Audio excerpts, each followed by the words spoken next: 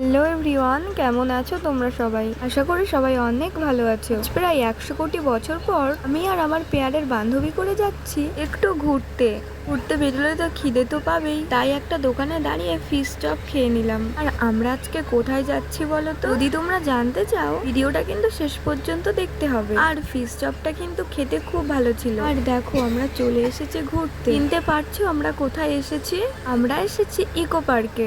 এর আগে যদিও এসেছি বাট ভালোভাবে ঘোরা হয়নি। আর তোমরা সবাই জানোই ইকো পার্ক ঘুরলেও শেষ হয় না। আর আমার ফুল ভালো লাগে বলে আমার বান্ধবী আমায় এই কাঠগোলাপটা এনে দিল, তাই আমি একটু ঢং করে ভিডিও করে নিচ্ছিলাম। আর আমায় কেমন লাগছে তোমরা কিন্তু কমেন্ট করে জানিও।